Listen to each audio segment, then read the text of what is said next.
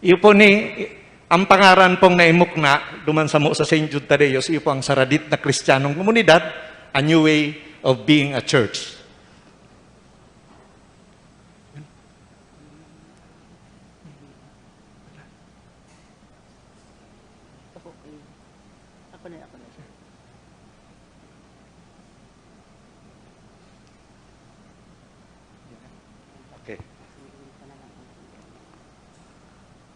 Ang St. Jude Tadeos po, Paris, canonically it was erected on June 28, 1997, kampanahon po ng dipunto Monsignor Bob Carpio. Ini po kinukumpunir ng duwan dakulang barangay kan siyudad ng Naga. Iyo po ang Concepcion Grande na kan 2015 ang population may inaabot ng 11,137. As in, ng Del Rosario, ang population po, 9,332. So, kung hilingon po, saro ning dakulaon na barangay kang siyudad ng Naga na kinukumpunir sa duwang barangay, almost mga 20,000 plus or almost 30,000 ngunya na panahon. Ang Paris po, actually, naiiba kaming maray compared sa ibang parokya. Ning huli po, tadigdi, duwang klase sa nanyaon. Mga gated, ito po mga subdivision na darakula na nakukudalan sa kaharalangkaw ang gate. Asinan sa balyo kayan, iyo po ini yung sinasabi ming ungated, yun na po dito mga dating sityo na nakairistar sa Firipiris po kang Samuyang Parokya. Paano po nagkaigwaning sityo sigdi sa Samuyang Parokya? Kampanahon po, ini po pano ning mga coconut land and rice land because pagsadiri lang po nining nagkakapirang mga landowners idyan sa area iyan. Ninhuli po kan pag industrialize sa kapag kan igdi sa sudad ning Naga, nagkaigwana po ning mga series of expansion ning mga subdivision na kung saan igdi po sa laog kan Samuyang subdivision si mga dati po na nakairistar sa lote sa laog kan mga uma sa kakan mga kokoland pinaharali ninhuli po nagkaigwana po ning modernization ginibo na ning mga subdivision. So nagsain po ining mga nakairistar sa laog kang dagan iyan. Nag-i-restart po sa mga laylayan sa gilid po Canyabu River na kung saan pagsadiri government pa po bagang easement dyan kaya duman niya nag-posisyon kan mga saindang pagrugaring. Nawara sinda duman sa kadarakula ang kandaga.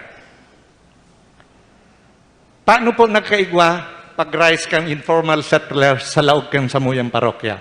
Ang housing problem po sa Naga City, nagkaigwa po ning settlers sa laog kang Barangay del Rosario na kung saan minukna po ini yung urban poor and gawad kalinga na nagkikater po duman sa mga dating squatter, mga informal settlers na kung saan mayo ng maistaran. Siring man po ang Concepcion Grande, naging host po ini kan mga ito man pong squatters sa gilid ng kansalog.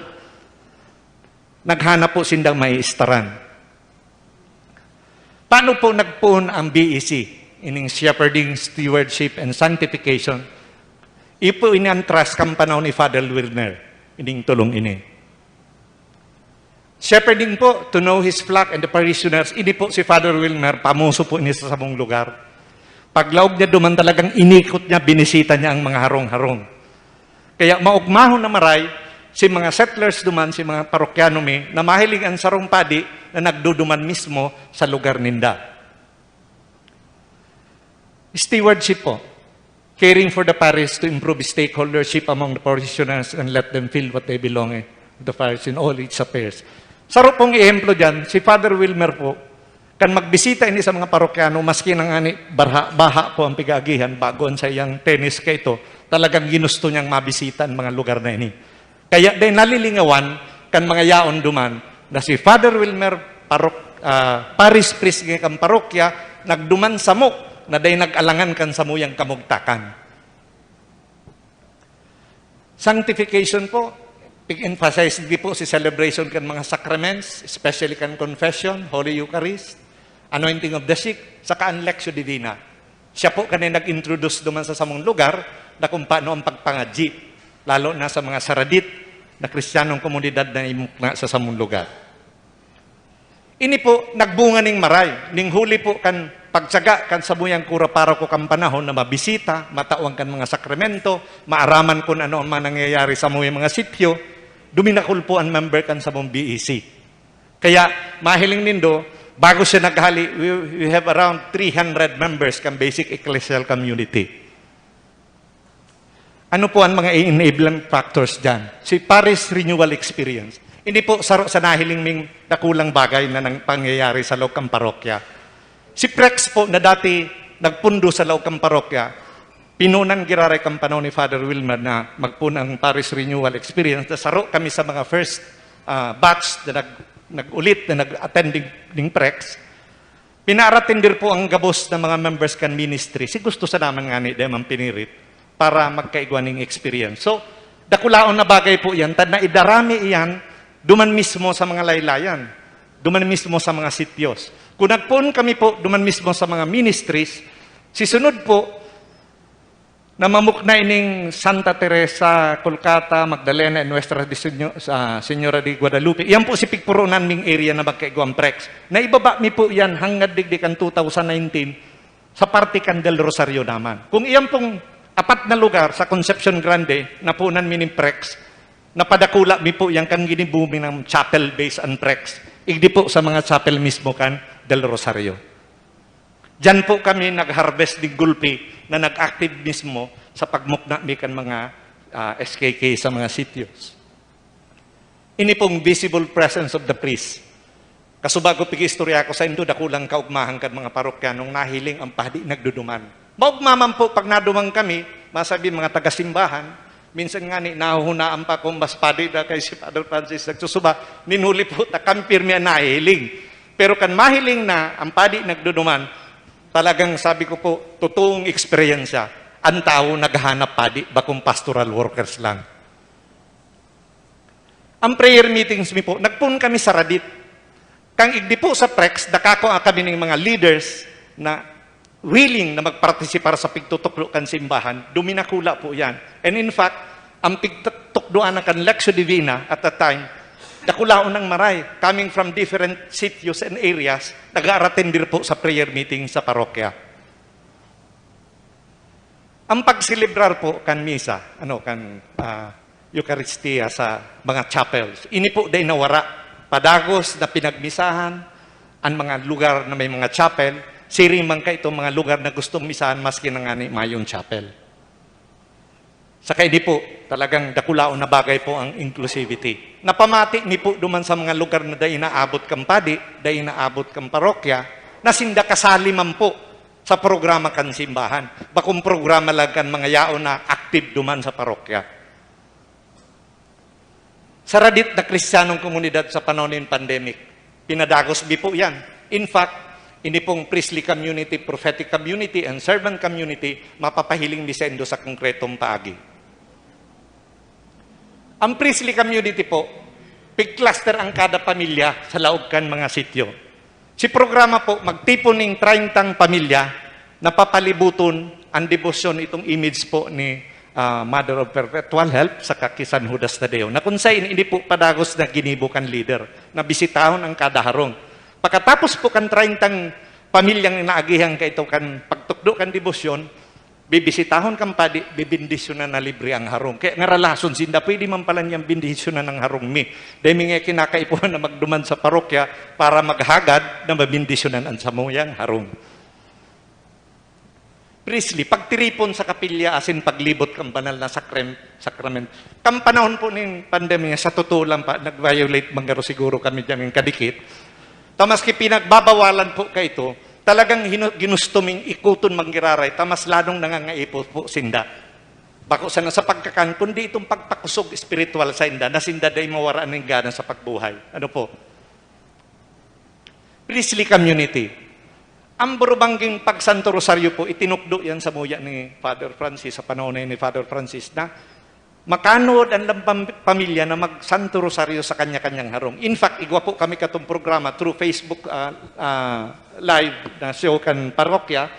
Gabos po, nag-tune in duman para makasabay sa pagpagaji ng Santo Rosario. Pag abot po kan Oktobre, since igwa ng mga pamilyang nagigibo ka yan, nag-imbitar na po kami ka ito na lambang pamilya na leader maimbitara na iyo mismo mag-lead kan Santo Rosario sa paagi kan live streaming sa Facebook duman sa sabong parokya na pinag-aanduyugan man po kan mga parokyano sa laog kang parokya. Priestly, padagos na pag-celebrar kan Santa Misa sa mga chapel. Kang pandemya po, ang iba naghahapot, magkakamisa daw po sa muya. Bawal baga. Nagpaaram kami kipadi na kamautan kan mga parokyano na sinda abuton ng pagpamisa sa chapel. Ginibumi po yan na maikot ang gabos na chapel na magkaigawang misa provided nagsusunod sa health protocol. Prophetic community, nag-meeting ang mga SKK leaders as in katikista.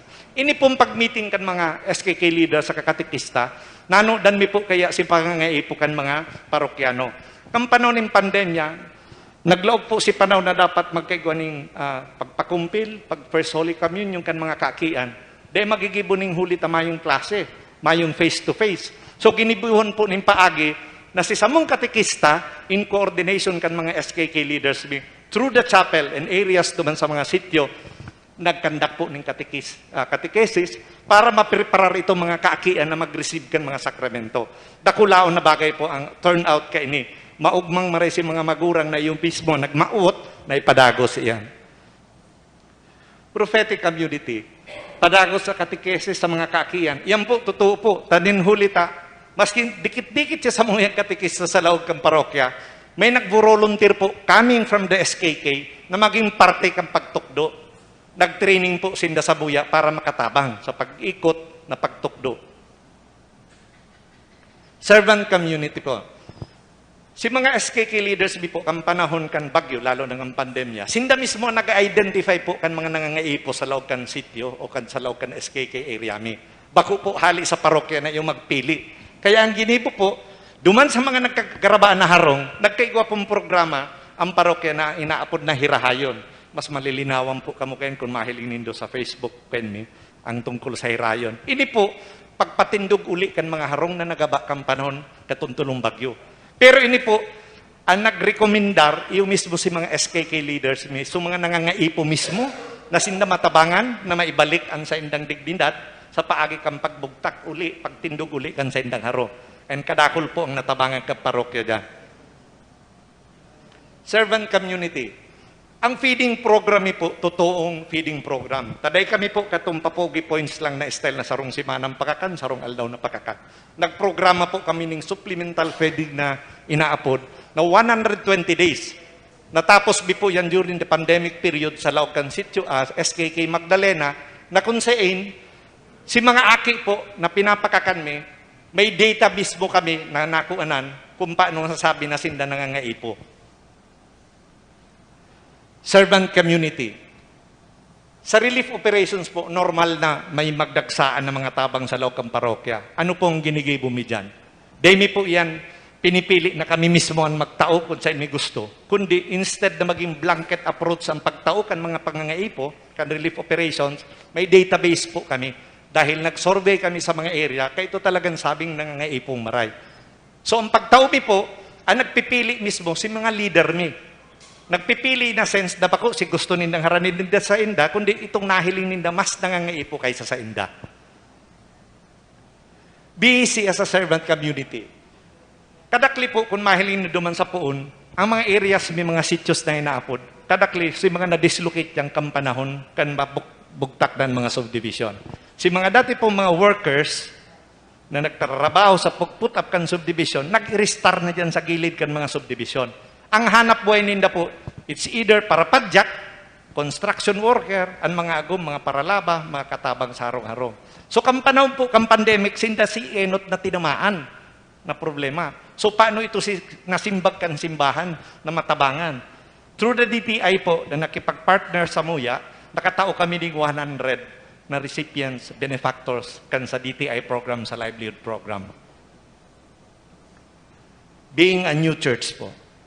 Ang vision po ng parokya, iyo po ini, ang parokya sa pangataman ni San Judas Tadeo maging katiripunan ng mga saradit na kristyanong komunidad na nakikihira sa misyon ni Kristo.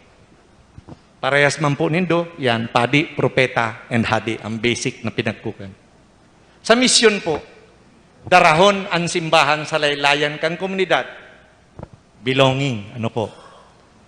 Mapagamiaw ang mga binunyagan kan sa indang dignidad as in mission. Bilang mga binunyagan po. Yan ang ikaduhang kwan. Gibuhon ang mga parokyano na tunay na disipulo ni Kristo.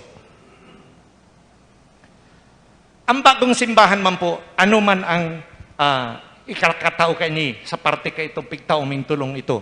Belonging po as a church, listening church, nagdadangog na simbahan. Believing po, a participating church. Kabali sa pagpadalagan kan parokya. Becoming a church building communities. Ano po? As a listening church po, sincerely preaching out to get to know the parishioners and to gain their trust. Kato po, pakamisa din pagkaagad yan, mapuruli ng tao.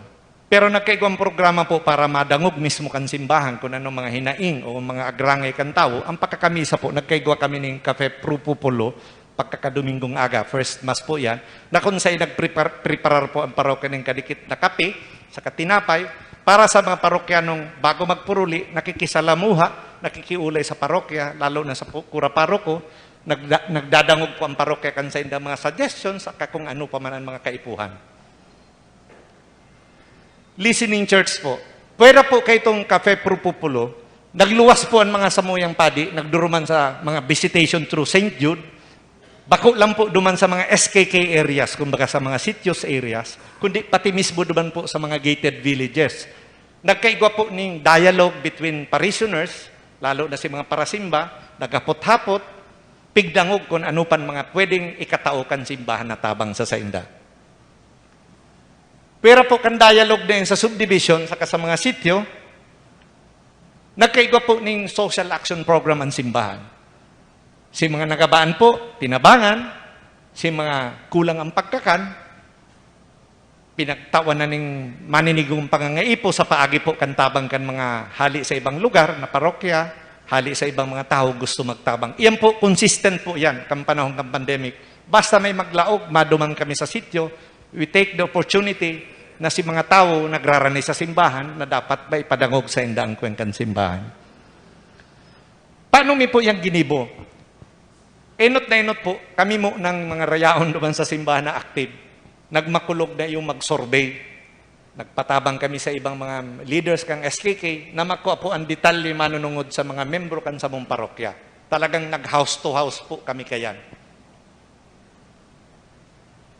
Pwera po kan pag-survey mi duman sa mga area, nag-iiba po sa mga padi, lalo na pag nagdadaraning mga relief goods, pag duman sa mga area na day paninday na inaabot, sinda mismo pati talaga po ang masabi, maiba kami sa indot, day mi pa inaabot ang lugar na yan. So talagang si presensya kan tulong padi sa mo, bako sa na limited, kundi nagduduman sinda sa kabus na day paninday inaabot. Pero po kayan, minaawot binamagkaigwang community mapping. Tano po, day man po makukuha ang tultul na data manunungod sa area kung mismo day mo biristado ang mga kanya-kanyang naka-star sa lugar, ang pagtaraid. Ang nagibo po kang community mapping mismo si mga SKK leaders mi. Sinda mismo ang nagmaawot na magtaukan detalye manunungod sa mga naka-star sa indang lugar. Social mapping, binisita po kan team, kan BEC team, sa kan mga kapadayan ng mga area, nagtao kami ng mga kahaputan, nasisimbago ninda para makakuha kami kan mga kasimbagan na kaipuhan ninda.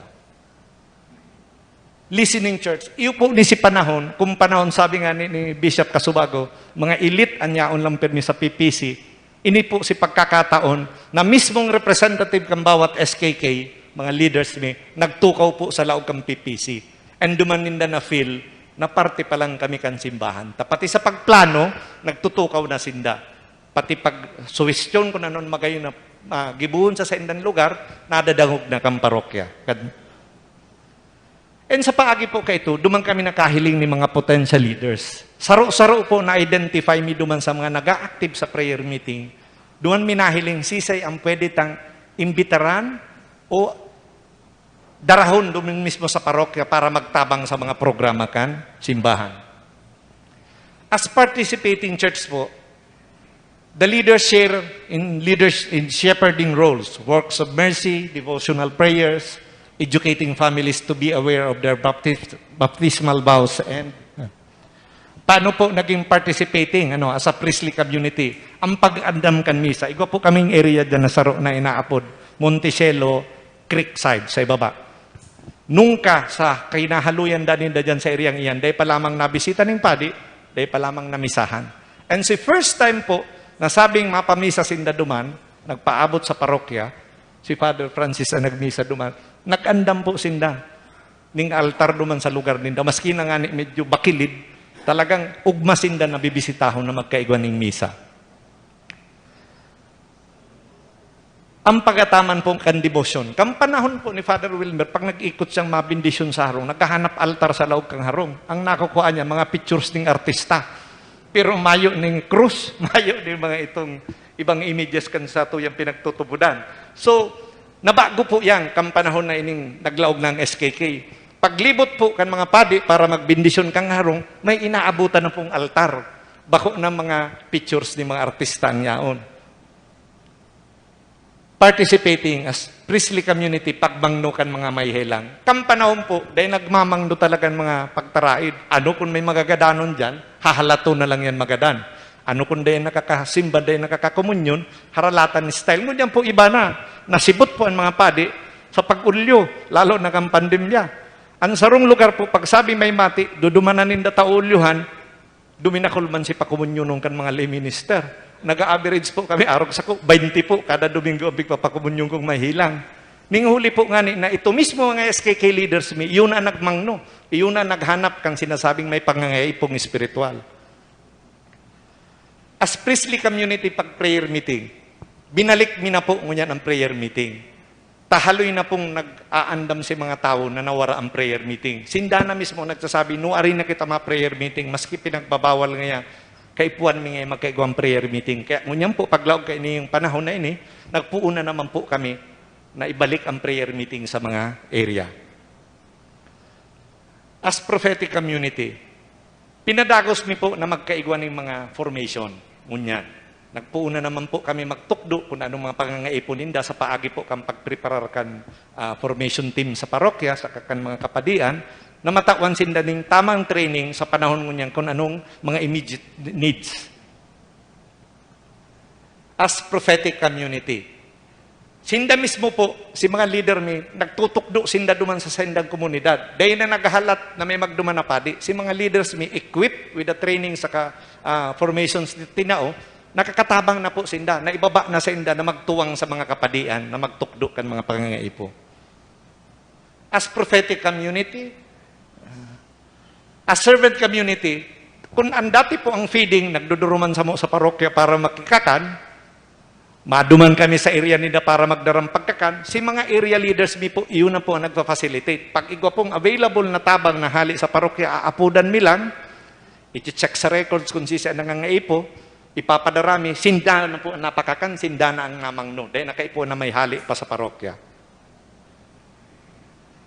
As servant community, SKK in Bayanihan sa Hirahayon. Ang Hirahayon po kaya, nangalas ang iba nagahapot na nga sa mo, ano nga kamo LGU, nata nagpapatugdok na kamo ng harong.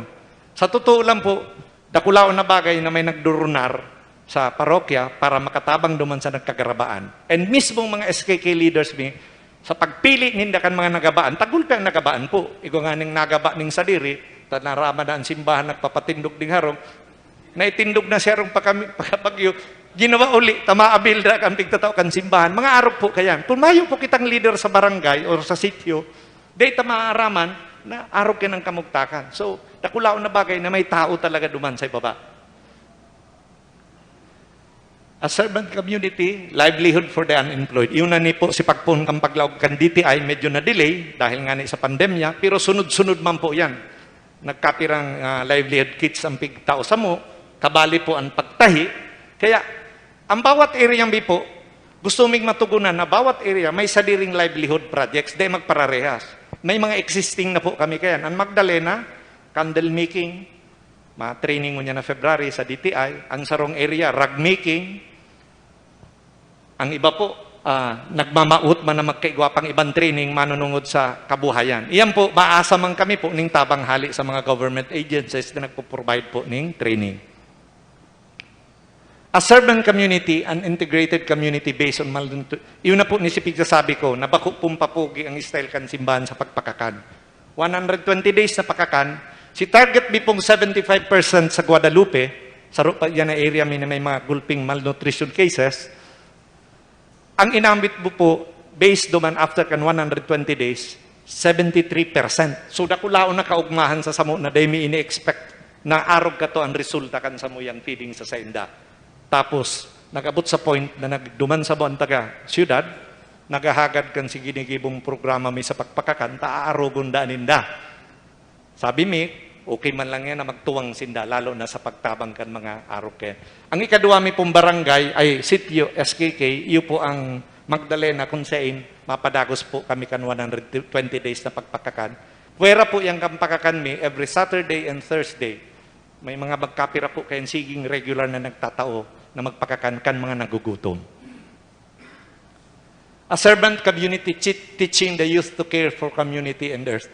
Si mga kahubinan mi po, natuod sa na maduro man sa parokya, makurukaranta, matabang pag-decorate. Ning huli po kayo niyong sa green and clean na program kan sa mong parokya na makatabang ang youth. Nagkaiga po sindang programa kan paglinig, kan pagkuha kan mga plastic, lalo na po Anyabu River. Anyabu River po, natraverse yan dyan sa duwang barangay ming iyan, na kung sa'y nang gabos na nagtitios sa sabuyang mga kahimanwa, yaon dyan na ka-star, minawot po kan parokya na tukduan sinda, napakatapanan ang Yabu River. Sa paagi po kan pagtanom. Nagtanom po kami ng 200 nara trees sa gilid kan Yabu River para po ma-maintain ang embankment kan river na di padagos na magkagaraba sa kang ati malinigan. And pwera po kayan ang ito pong organization kan youth, itong Anchok, nag-volunteer na po na magtabang uli sa Samuya sa pag-organize sa mga area. A servant community, SKK meeting, kampanahon po kan pandemya, grabe ang kagutuman, ang pagkukulang kan pagkakan. Nagkaigwa po kaming programa na magtaranom para igwang bakakan sa diring nagugusi. Iyan po magayuno na nangyari. Example po kayo, pira kaming communities may talagang may daga na matatanuman, nagtaranom sinda. Si Mayo pong matatanuman, natukdoan po mismo kan City Agriculturist Office na magtanom sa mga container.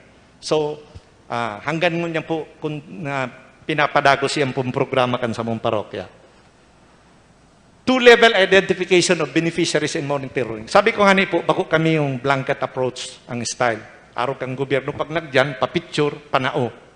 Pag naubos ang pinanao, tapos mahali.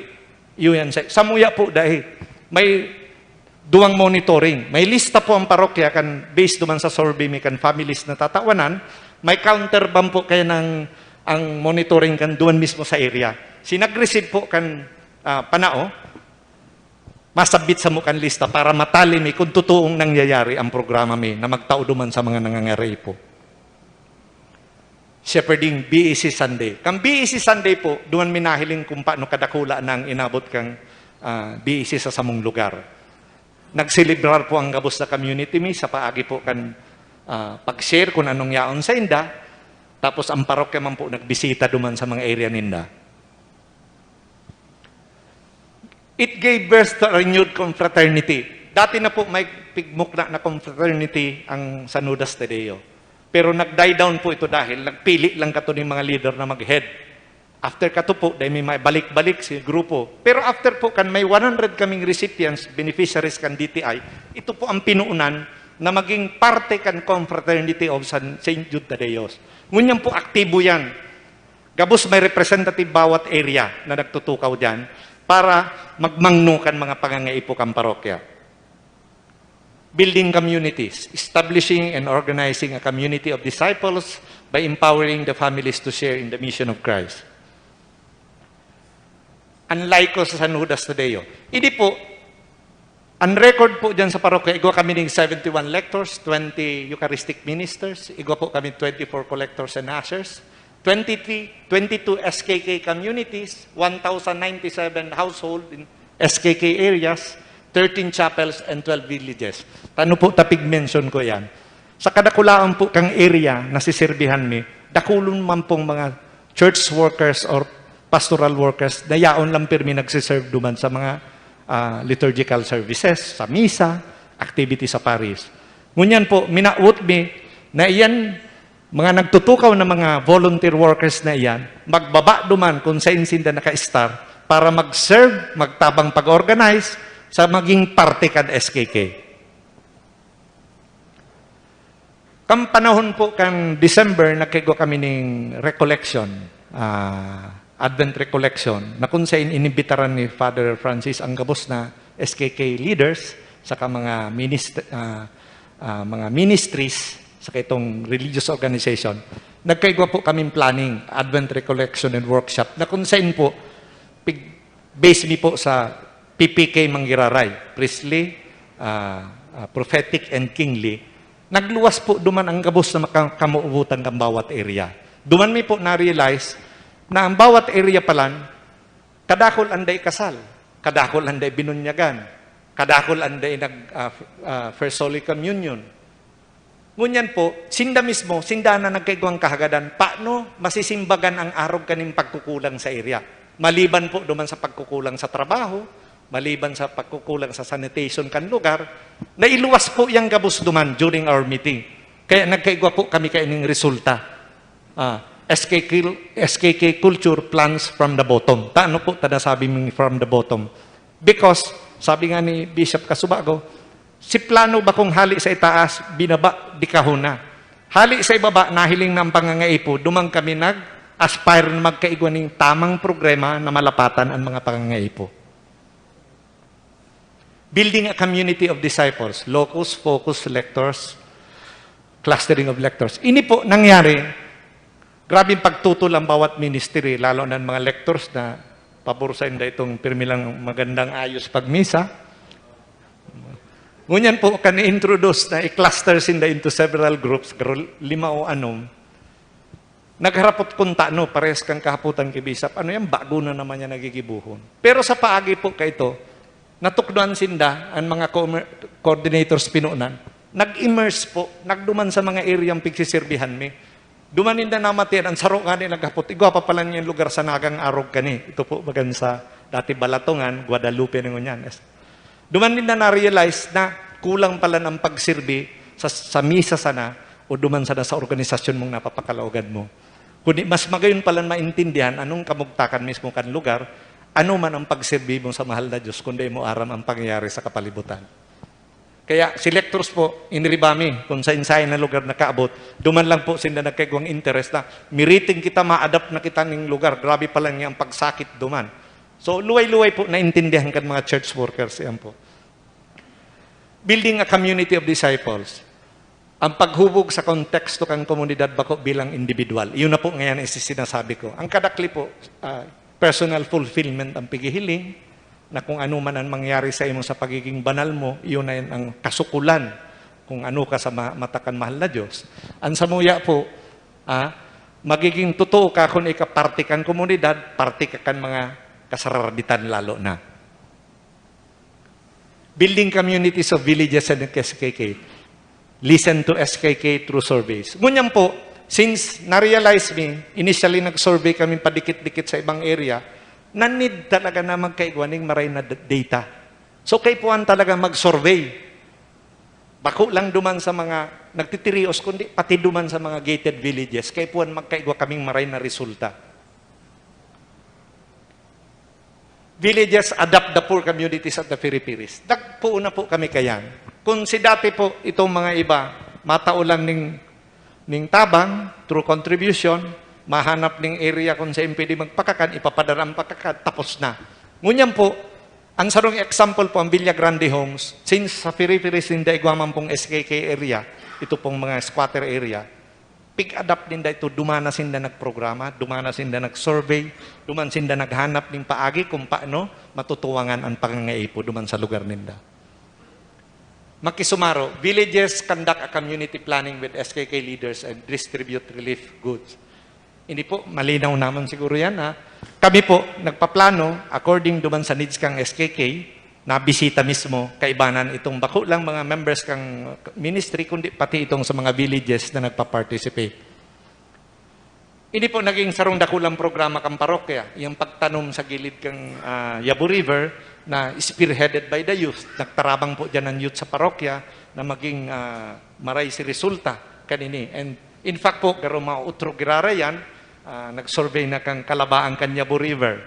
And eventually this year, saro yan sa tatawanan ng totoo na ng pansin. Building community in celebrating the sacraments. 49%, ini po, resulta na po ini dumanggan sa pag-survey mi. 49% of SKK households have not received sacrament of matrimony. Takulaon po maray ang nag-iribanan. Dekada na po pati. Si itong magurang day kasal, si Aki nagsararo day kasal, pati si Makuapo, day talaga nagkakakarasal. Kaya yan ang nahilindan sa rong problema sa mga sityos. 25% have not received confirmation. Siguro araramdaman po yan, napapano niyo sa palosyo pag kayo po mapakasal sa kasal na mapakurumpirma. 12% have not received First Holy Communion. Iyan po, kaigong kasimbagan yan, partly, kampanahon kang pandemya na ang katekesis, nagpadagos-dagos kami. Kaya, padagos po, nagkaigo kaming First Holy Communion, nagkaigo man po kami ng, ano po ta? Kumpil, duman sa Sabong area. Building an informed community, training cluster leaders as enumerators. Kanakaagi pong bulan, nag-imbitar kami, hali sa mga SKK leaders, si interesado na magtuwang, na magkaigwa kaming maray na resulta sa survey, sa paagi ninda. Kadakol pong nag-volunteer. First time po ini na, aram ninda mayong bayad, pero nagduruman sa parokya, ta gusto makanood, saka magtabang sa pag-survey. So, eventually this week, garo po, mapagraduar kami para magluwas maski gulping gagastusong kang parokya. Building families to share the mission, priestly, prophetic, and servant king. Empowering families to become priestly and servant families. Iyan po, nahiling mina mismo yan sa mga area. Kung anong pagbabago ang naidara sa inda, ding huli po kang pagbaba kang parokya sa level ninda. Empowering the families to become prophetic families. Sa mga area po, ang mga magurang nagmamaot na sinda tukduan na ning magpangaji para makatukdo man magpangaji sa mga aki. Tagkadakli pong magurang, degani tataw mag-Our Father, mag-Hail Mary, mag-Santo Rosario. So, paano man yan makakatukdo? Kaya dakulang pasasalamat binan, mga magurang mismo nagmaot na makanood man. Siyempre, in communion with Christ. Although si Father Francis niya dyan. So, maugma kami pong maray. Ang call values B po, yun nagdadangog, listening. Yan po ang numero unong pagpaparaulit-ulit sa mo ni Father Francis. Magdangog. Dahil ka mo magparapirit kang gusto nindo, dangugon. Maging missionary. Dahil magkasya sa pagsirbing duman sa nasa komportable ka. Magbaraba sa lugar na pigyahalian mo, duman ka mo magsirbi, magpuon. Pagmangno sa kasareditan, yan ang pirming nadadangog mi, preferential option for the poor. Sabi kang iba, iyon na sana ngayang pirmi, pero na ipaliwanag yan sa inda. Pagpapaurog kang komunidad, inclusivity. Digdi mi po napahiling duman na maski gated village sa kadigdi sa mga laylayan, pwede magkasararo. Sabi po baga kaya ni Cardinal Antonio Tagle, ang misyon na ito ay hindi pansarili dahil sinusugo tayo ng Panginoon ng sama-sama. Kahit na ikaw ay hindi mayaman sa iyong maliliit na pagkilos, ikaw ay nagmimisyon ng pag-ibig sa kapwa. Cardinal Tagle reminded Catholics that every baptized person has a mission in life to fulfill. We are called as a people to a journey participating in the threefold mission of Christ as priestly, prophetic, and servant community. Sa radit na Kristiyanong komunidad, malinawon po kasubago na discuss ito, a new way of being a church, a way of life. Sa San Judas Tadeo, ang SKK po minamaawot, niya mo ang kulturang ini. Thank you very much.